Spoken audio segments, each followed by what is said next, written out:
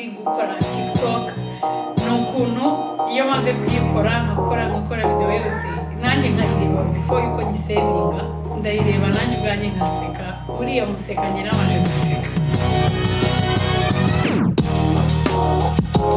Amazina yanjye nitwa Grace Teta Inkamiye, navukiye mu ntara y'Amajyepfo mu muryango w'abana 4. Nkiri umwana numvaga nzaba umu hôtesse bari abakobwa bakora mu ndege mubona, icyo nifuzaga kuzaba nimba mukuru. Naje kujya Canada mu mwaka wa 2019 ubwo nari ndangije amashuri yanjye yisumbuye. Njye mu ndege bwa mbere nagize ubwoba kwizamuka nyine kubera ko umeze nkaho ugiye gusubira hasi, nyiri kulandinga ukuntu yita yikubita hasi nyine ufite ubwoba. Rero nicyo kintu niyo experience numva nagize mu ndege bwa mbere. Ntago urumva umuntu yayibonaga ababona indege igenda mu kirere, ntago ubuzi ngo ese nyicayemo byaba bimeze bite, ariko byari byiza nyine kugenda nyine nkajya mu ndege uko biba bimeze. Cyane ko nza muri Canada ntabwo bwari bwo bwa mbere ngiye mu ndege. Umunsi wanjye ndabyuka bisanzwe, aba nakora agasiporo gatoya, nitegura agenda mu masomo cyangwa mu kazi cyangwa guhura n'inshuti cyangwa nkakora TikTok. Ni ku munsi wanjye urebye ntabwo umunsi wanjye mfite gukora ibintu byinshi cyane.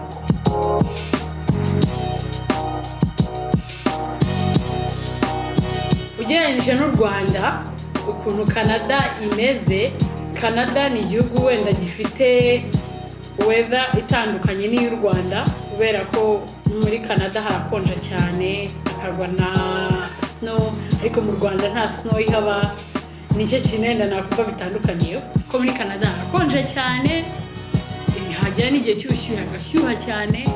Rero mu Rwanda ho nta nubwo hakonja cyane ku buryo hagera igihe ngo hagwe na snow. Muri Canada niga amategeko. Mfite kwiga imyaka myinshi kubera ko namaze kubabwira ibyo niga, so nzabamenyesha nyine ninsoza amasomo yanjye. Ndateganya kugaruka mu Rwanda vuba, nabwo ariko igihe cyo kuza nikigera nanone nzabamenyesha babwire ko ngiye kugaruka. Nkiga muri primary na high school, urebye amakosa nakoraga yari amwe yose ari gusakuza mu ishuri, niyo kosa urebye hose bihuriyeho. Nakunda gusakuza cyane mu ishuri. Ikintu nkora mu buzima bwanjye bwa buri munsi ni kuba ndi mu rugo, kwiga, gukora no gusenga, kuba nakora TikTok. Niyo bintu nkora mu buzima bwanjye bwa buri munsi.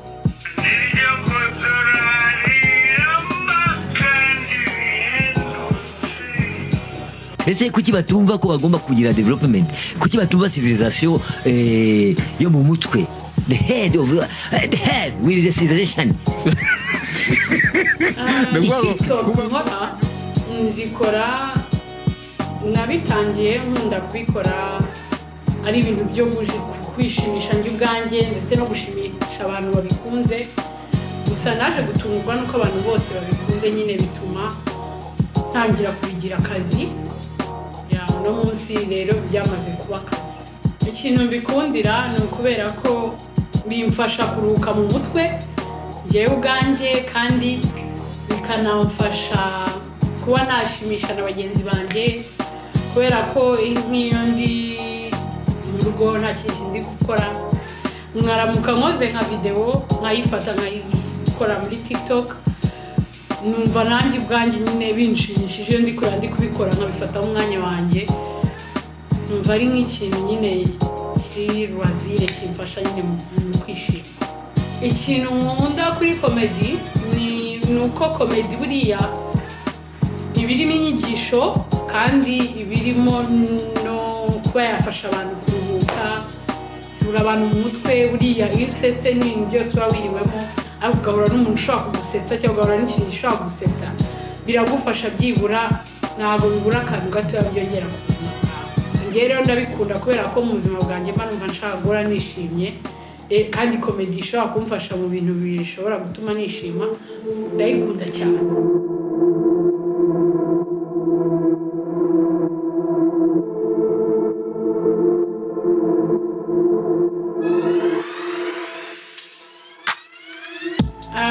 niyita umwana w'Imana kuri Instagram ni ukubera ko nyine n'ubundi ndi umwana w'Imana, twese turi abana b'Imana yego, ariko nyine ku giti cyanjye iyo nigezeho nyine ndi umwana w'Imana, nta kindi kintu kibitse kure gituma niyita umwana w'Imana, ariko nuko n'ubundi ndi umukristo, so rero ndi umwana w'Imana. Nangira gukora TikTok hari mu 2019 yibaza nibwo natangiye nkazipostinga gake yanazipostinga kuri WhatsApp cyangwa abantu bakazinsaba bakazipostinga, ariko nibwo ngiye natangiye gukora TikTok. Ntabwo ndajya kuri stage kubera ko ni ibintu nkora for fun nkabishyira kuri platform yanjye, ntabwo TikTok ntabwo ari ikintu nshobora gukora ngo njyane kuri stage. Mu muziki cyambere umuziki utuma umuntu adasaza mu maso, cya kabiri nta muntu ukata umuziki urwara rubagimpande, nta mugongo nta mitsi nta maguru, byibuze garuzamo bizasaze, byibuze warana wigarujemo, byibuze uvuga uti nibigenda bisaza, ariko nanjye narumva umuziki nanjye narawuriye bisaziye ukuri. Isuko hari igihe mutuma ibi byuma bisazira ubusa. Iyo ndi gukora TikTok ikintu kinsetsa cya mbere ni ukuntu bwanjye mba mbona courage mfite ukundi gukora ibintu, narangiza nyine mbere yuko nyisevinga nkabanza nkayireba nanjye ubwanjye, niyo ndeba ibintu ndi gukora mba numva binsekeje. Iyo mbonye abantu bari kuripostinga amavideo yanjye mba nakoze ndabyishimira cyane, numva ko ibintu mba nakoze nyine abantu babikunze bibashimishije, even na feedbacks mbona kuri message nakira abantu baba babyishimiye, nanjye rero nkumva ni ikintu cyiza, noneho bikanira courage yo gukora ama TikTok menshi cyane. Umuntu uri famous wa postinze TikTok yanjye ni DJ Mila ataritaba Imana, niwe muntu nzi bwa mbere nabonye yashyizeho TikTok yanjye kuri Instagram ye, byaranshimishije cyane mbibonye, numva ndabati buriya nshobora gukora TikTok ikakora ku mitima y'abantu b'abasitari, ni ibintu bya mbere numvishe nishimye cyane. Niwe muntu n'abandi batandukanye bagiye bapostinga nyuma yaho, ariko bwa mbere niwe muntu wa mbere nabonye ari postinga. Ikindi kintu nshobora gukora nyuma ya TikTok ntabwo nyikora nko kuvuga ngo nicyo kintu cyonyine nkora, rero byo mbikora mu gihe mbona ibyo ngomba gukora ku munsi byarangiye, kiba gisigaye ni ukuba nakora nanjye ibindi binshimishije. Ikintu nize nyuma y'uko nkoze TikTok videos zitandukanye abantu bakazikunda, ni uko byamfashije, wenda nabyita ko byamfashije kumenyana n'abantu benshi batandukanye, kandi bikamfasha kuba mwabona ko wenda nanjye nshobora gukora ikintu kikashimisha abantu. Ikindi kintu nize nyine ni ukubasha kuba mu bantu bose, ugahura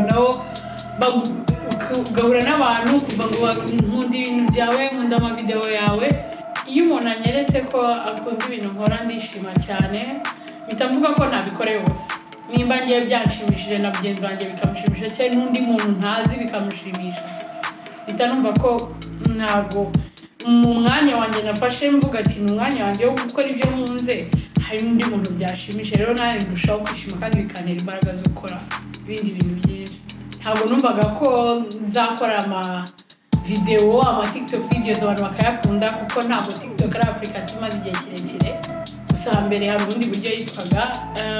Ni ibintu nyine navuga ko nakoze bitewe n'igihe cyari kigeze, ntabwo ari ngo nakuze numva aribyo bintu nshaka gukora, cyangwa numvaga ndi umukomedi gusa. Abantu n'inshuti zanjye, abantu tubana mu buzima bwanjye bwa buri munsi bakunda kuvuga ko ndi umuntu usetsa cyane, buriya nyine babimbonagamo ariko nyine nari narabyibonamo. Ikintu kinsetsa iyo ndi gukora TikTok ni ukuntu iyo maze kuyikora nkakora video yose nanjye nkayireba before yuko nyisevinga, ndayireba nanjye ubwanjye nkaseka, buriya museka nyine amaze guseka. Icyo ntekereza ahazaza ha komedi, icya mbere komedi iyo mu Rwanda ikeneye imbaraga z'abantu. Demo bakora ibintu byiza nyine bagakora ayo mavideo ayo mafilme ya comedy bakayabereka mu rusho kubashyigikira nimba babinyuza ku nkuta zabo za YouTube kandi subscribe like comment mubafashe niba nihaba ibitaramo wenda corona yagabanutse hakaba ibitaramo mubyitabire mubashyigikire aho wenda mubona umuziki ugeze na comedy yahagera kandi kaharenga bitewe n'imbaraga buri ikintu cyose gitijwe imbaraga amaboko kigera kure. Ibintu by'inkundo ntabwo mbiziho cyane nta makuru menshi mbifiteho gusa nyine abakundana bakomeze bakundane.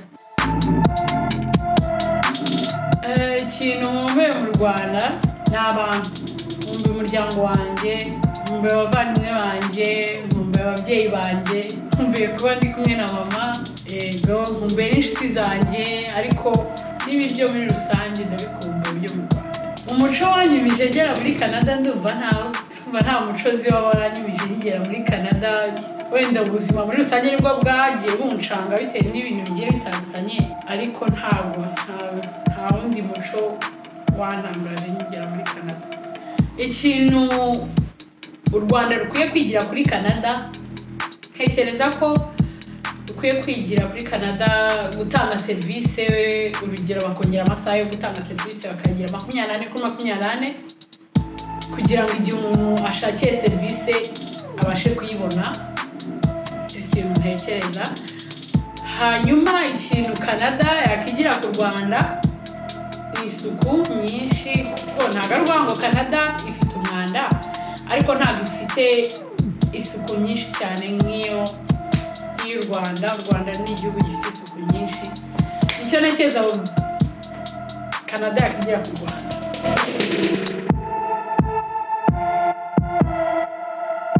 Inama nagira urubyiruko ni uko bagerageza gukora icyo bifuje gukora cyangwa impano baba bafite, ko bagerageza kuzibyaza umusaruro kuko nta umenye aho bwiru ageze. Icyiza rero ni uko barusha gukora cyane abafite ibyo babashije gukora, abashoboye kwihangira imirimo bakabikora, ibyo bashyizeho imbaraga zabo nyine kugira ngo barusheho gutera imbere. Iyindi nama nagira urubyiruko, umuntu wese yaba urubyiruko yaba n'abatari urubyiruko reka mbagira inama, umuntu wese ko atarafollowinga Teta agenda amufollowinga kuri Instagram, amufollowinga kuri TikTok, uzamukoze cyane. You know the vibe.